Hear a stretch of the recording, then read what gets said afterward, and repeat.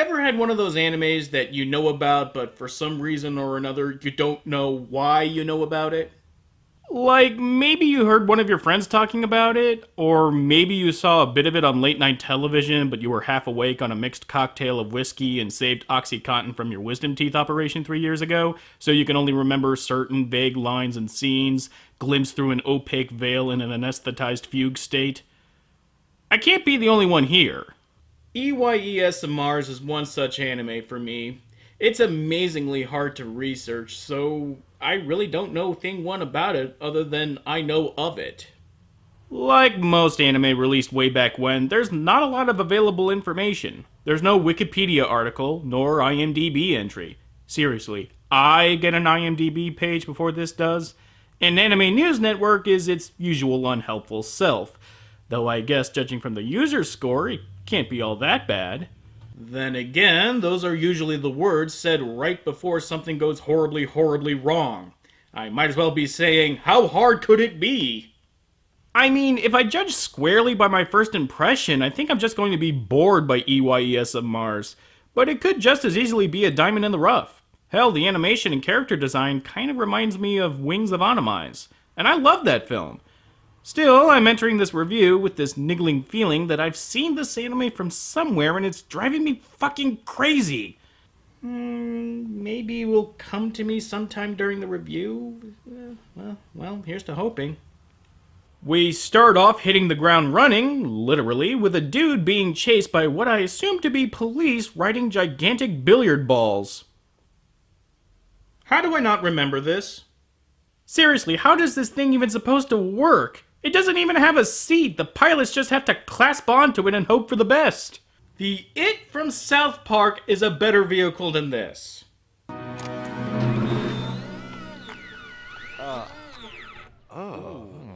The guy manages to lose the guard and somehow escape into a forest, where he frolics and pads the runtime.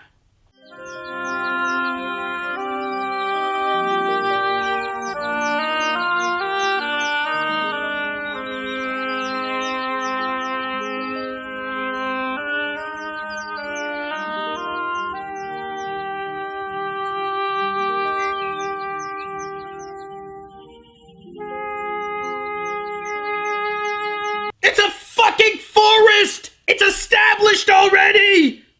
The dude here just keeps running and running, chuckling like an idiot until eventually the scene fades into a completely unrelated character. All the trees are so beautiful. The air is so clear, so full of life. The birds and the bees. This forest is the world for me. It's my home and I'm happy here. Until I question why. I wonder, why? Why am I here? And where did I come from? Where have I seen that before? Why was I made? Who made me? And what did they make me for? And that's all the Outlaw Star you'll get this year, bitches! Okay, so I guess we chuck out the beginning here because it looks like she's supposed to be our main character. Waking from a psychic nightmare, our would-be heroine named Eve is comforted out of her reverie by her teacher here. It seems that Eve and a number of students are learning to control some form of psychic power that they all share, but it looks like this place has ulterior motives. She doesn't know who she is, where she is, why she's been here, training so hard for all these years. Are you asking me to give back her memory? Not just Eve's, everyone's. I understand. I know how you feel about these girls, but we can't change the rules of EYES. Don't ask me anymore. Okay, remember my last episode on Bebop where I talked about how its sci-fi elements were very inclusive and accessible? This is the complete opposite of that. Yes, I know that this is still the beginning of the film, and there should be some questions that aren't answered yet. But one of those questions shouldn't be, what the hell is going on? I think most sci-fi labors under the misconception that density and obtuseness equals intrigue. And sure, it does factor into it, but that can't be all there is. When you're thinking about good sci-fi, you're thinking about fantastical worlds much different than our own, yet are familiar enough or have been elucidated properly for us to grasp onto the intricacies of unfamiliar societies and environments. The issue here is audience investment, and an audience cannot invest themselves in a story when they're focusing on the questions the narrative doesn't bother answering in an appropriate and timely manner. This would be different if EYES of Mars was a feature-length film and it could plot itself accordingly, but it only has 70 minutes to tell its story. We're about 10 minutes into the movie and we don't even know the male lead's name. Hell, we don't even know who's supposed to be the main character. It could be Eve, but then why did the movie open with that dude running away? And wait, didn't they call that guy a rebel? Why, he's just a child. He's still a rebel, so stay on his tail. So, there's a rebellion somewhere on Mars? I mean, if the title's to be believed. It feels like I'm telling the story myself instead of letting the film do that for me. And I know that sounds like I'm advocating for the passive audience, but there's a world of difference between hopeful overanalysis and interpretation. The audience's role in the telling of stories is to define their own view and thoughts about the story being told. In other words, what the story means to the individual. If I'm trying to plug holes in your narrative, I'm not putting my thoughts into the story so much as I'm putting a missing piece back into the puzzle. It's not my take on anything, it's just a fact or a piece of information that needs to be there to complete the yarn. Now would usually be the time I'd make a Valve joke, but the last time I cracked one in my Sin the Movie review, I caught Gabe Newell trying to slash my tires. Well, I think it was Gabe Newell. Could have been Michael Moore. Or a slim gorilla. We catch up with Eve during her classes, attuning her mind with nature. Breathe in slowly, peacefully. Don't think, feel. Don't think. Feel. So, this is what counts as psychic training? It looks like they're having nap time at preschool. And then Eve just wanders into the library after hours, where she meets the top student in her class, Sarah, who is a little too touchy, if you catch my drift.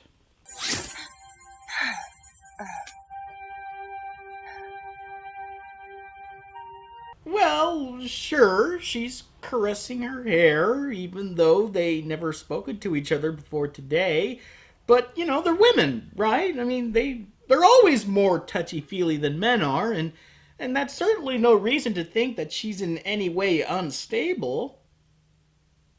I can't believe that you would even take the time to talk to me. Are you scared? Yes. I mean, no.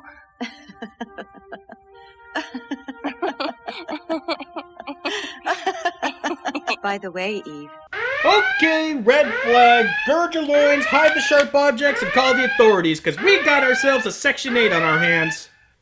Talk about an emotional 180, Sarah here is about one manic episode for pulling a Margot Kidder. And that's exactly what we need, right? A psychotic woman with psychic powers? That'd be like giving a Rottweiler with rabies a submachine gun. We learn more about Eve as she defies all sense of logic and continues to talk with Sarah. Namely, she wonders about her life before the school and what life is like beyond the forest on Mars. Oh, Sarah, I want to know everything. But it seems the harder I try, the less I seem to know. Like we woke up and we were just here. That's all I remember. Like they took our memories away and we've been just here. Do you understand? I've been wondering for 2 years what there was before this school. I really want to know. I know there's so much more to life than this forest, Sarah. Yeah, that makes me wonder too. Why did the EYES people have their memories erased? What purpose does that serve? I guess it has something to do with isolating the source of psychic powers? Maybe? I'm grasping at straws here. Well, with her frustration visible and her psychic powers growing since becoming more familiar with Sarah, the story finally has the dude from the beginning enter the story proper to take her with him out of the school. And finally, we can learn what this dude's name is. Tell me, what's your name? Do. My name is Do. See you later, Do. The dude's name is Do. Yeah, well, the dude abides. Oh my god.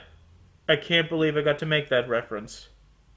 Eve, showing a rare moment of common sense, decides to lie to the dude and tells him to meet her at a nearby lake, and then sicks her psycho girlfriend after him.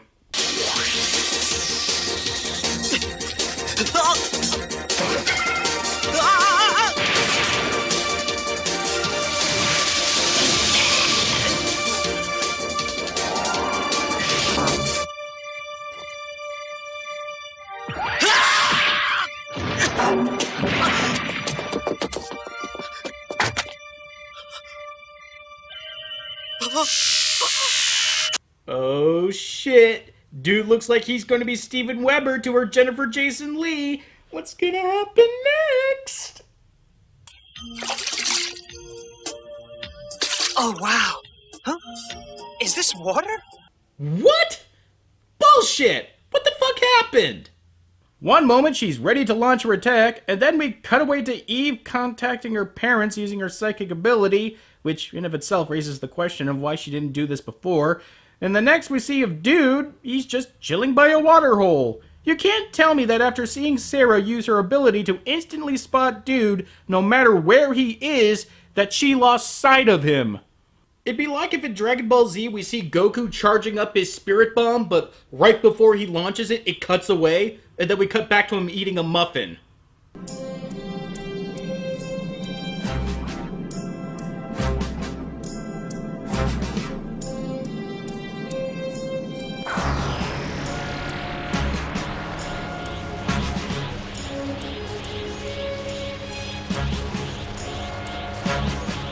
Spirits of the earth, lend me your strength!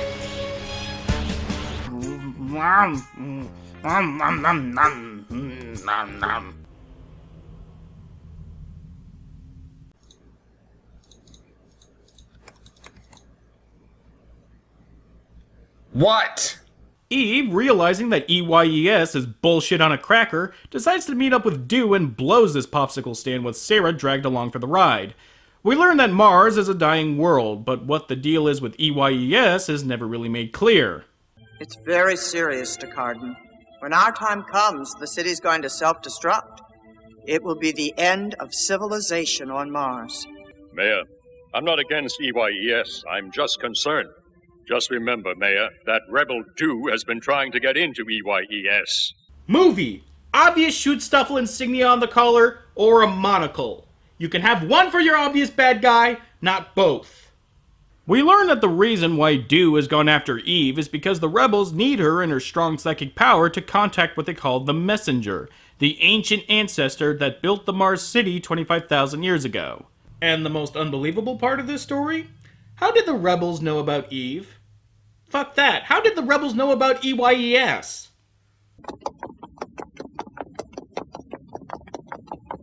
Stop! Hey, it's me! Hey! Dew! Everyone! It's Dew! He's back! Stop! Okay. Having finally made it to the rebellion, Dew leads Eve to see the leader of the rebels, who looks like one of the three wise men. Standing before the slumbering messenger, Eve can finally relay the message that has been in waiting for over 25,000 years. Messenger? You've heard of Post-it notes, right? Yes, I am the messenger. Eve? You are here. I have been awakened by this small girl's great power. Yes, this soft, supple girl's sexy body. I mean, incredible power. The messenger explains that Mars was not their first world and that they all came from a planet called Atlas, but has since been destroyed by the depredations and greed of man. Mars will be next to suffer the same fate and... Oh my god, you know where this is going. So if we migrate, we can survive. Humans destroyed first Atlas, then Mars. Should you travel to Earth to destroy that too? Look at your home, the planet Mars. It's dying. The air is polluted. You can't drink the water. You depend on technology too much. People live in cramped spaces. Unstoppable diseases taking more people every day. Technology is not the only answer to everything. Fuck you, movie. Talk about the biggest slap in the face you could possibly put in your movie. Sure, this was all pretty dumb, but at least it was harmless. Now it has the sermonizing stick up its ass, and it's got a message for us all. But the absolute worst part about this speech is when the fucking messenger dodges the most important question that can be asked here. Even if you migrate, you will only repeat your history, unless mankind changes. But how can we change? But messenger! I can't stay any longer, my children. No. Asshole, you've been lying in wait for over 25,000 years. You could spare a few more minutes. What a way to pussy out, movie. You have your wise character state the coda of your message in a way that no idiot could possibly miss, and then chicken shit out once anyone asks how your message can work practically. What a way to waste my fucking time. This is the epitome of tacked-on story writing, meant to frame a mealy-mouthed, dickless environmental message. And trust me, the competition for that distinction is fierce. So, with the messenger's message telepathically broadcasted throughout the city on Mars, surely the citizens will work hard for their future. Like I'm working hard to mask my crippling sarcasm. The Nazi monocled douche gets it in his head that they need to escape the planet and hijacks a ship that anchors the entire city to Mars, meaning everyone's fucked should that ship escape. Try as they might, even do are powerless to stop the ship leaving, and everyone dies, including the people on the ship.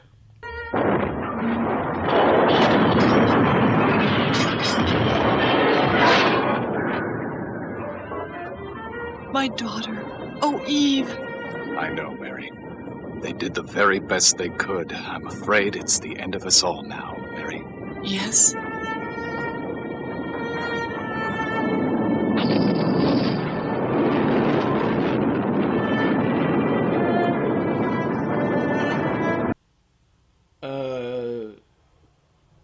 Was this scene meant for a different movie?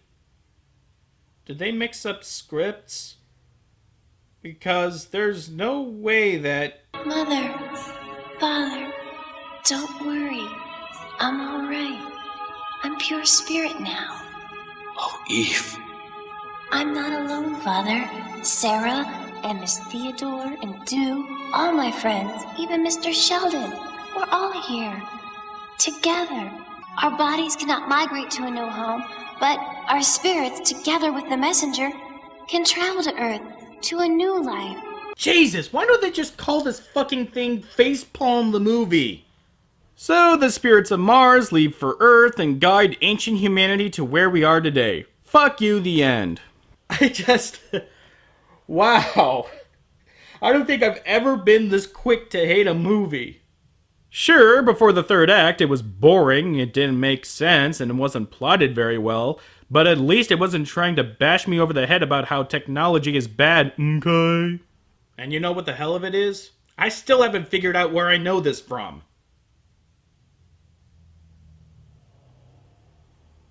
It was a clip used in AMVL 5. The eyes of Mars. The eyes of Mars. The eyes of Mars. Eyes of a killer. Fuck. I need a vacation. How's England this time of year?